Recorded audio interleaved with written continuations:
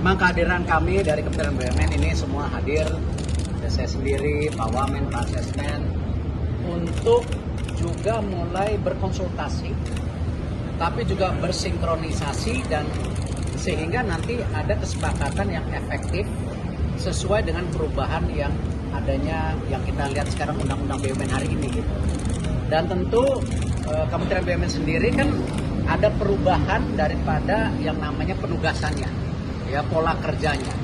Di mana tadi yang saya sampaikan kita mempunyai saram seri A, artinya kita ada juga membantu dengan percepatan yang kita bisa dorong, yang selama ini mungkin membutuhkan waktu cukup panjang, tetapi dengan peran kami yang baru tadi kita mengapproval yang namanya dividen, ya tentu juga mengapproval yang namanya tentu merger, penutupan usaha dan lain-lain.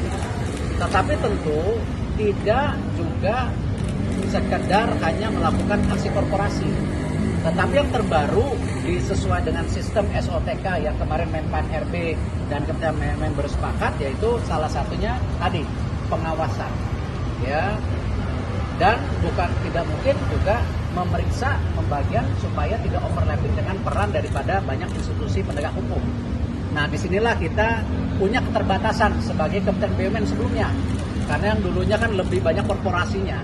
Nah, disinilah kenapa kita berkonsultasi dan sekalian kita akan membuat sebuah sistem, ya, yang tadi didukung penuh oleh KPK dan kami sejak awal Kementerian BUMN juga program bersih-bersih itu kita dorong, ya, dan sehingga apa kita bisa menekan yang namanya kasus korupsi. Ya, kita menekan, kita tidak menghilangkan karena tidak mungkin. Ya, kenapa tidak mungkin? Bukan karena kita tidak mampu, tetapi memang sistem dan leadership yang harus kita terus bangun. Nah, disinilah kenapa kita memerlukan tadi sinergisitas supaya apa yang kita sepakat ini menjadi konkret. Insya Allah dalam 2-3 minggu ke depan kita akan melaksanakan yang namanya payung kerjasama supaya tadi kita bisa mendorong visi Bapak Presiden bagaimana tadi dan antara ini bisa menghasilkan seperti yang dimaui oleh pada saat ini untuk anak cucu ketika tadi sumber daya alam kita sudah tidak memadai untuk memberikan kontribusi lebih untuk pertumbuhan ekonomi.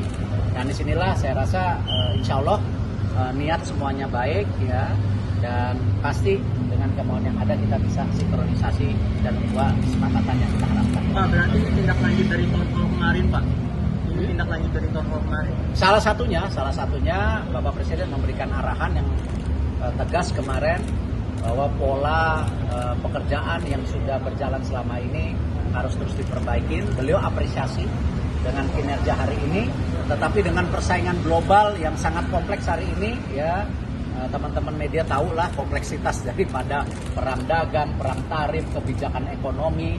Ya, tetapi kan kembali kita sebagai negara harus terus tumbuh.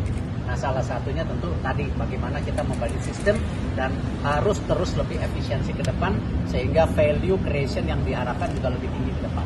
Pak, dengan transisi dari Kementerian BUMN ke Danantara ini gimana, Pak? Apa namanya pencegahan korupsinya gitu? Apakah lebih mudah? Apakah lebih sulit ke depannya? Ada tantangan yang Bapak lihat? Selama ini saya rasa kalau niat baik para pimpinan, ya dari diri kita sendiri mau bersih-bersih, saya rasa itu yang lebih mudah gitu. Izin, Pak. Dan ini yang kita dorong bagaimana tadi ini terpola tidak hanya di sistem, ya, dan juga leadership yang mau dibangun secara bersama dengan KPK.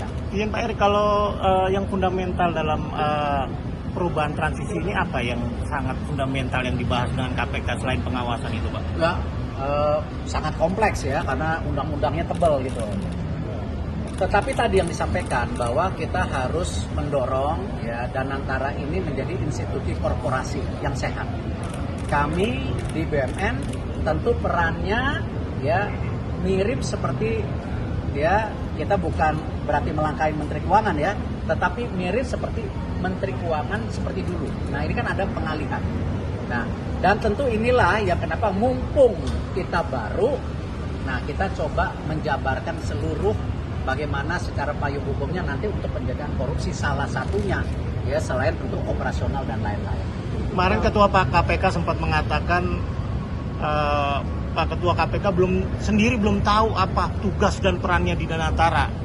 Nah, hal-hal seperti itu kira-kira menanggapinya bagaimana, Nah, Pak? ini yang memang tadi kasih waktu 1 bulan ke depan, tidak hanya dari kami, dari Danantara juga untuk menyampaikan tadi, ya, job atau tugas dari masing-masing dewan-dewan yang sedang terbentuk.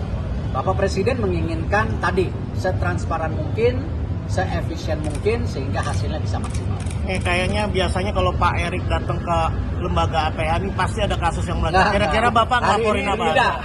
Hari ini gimana Pak? Ingin melakukan pendampingan yang lebih maksimal. Pak Erik masih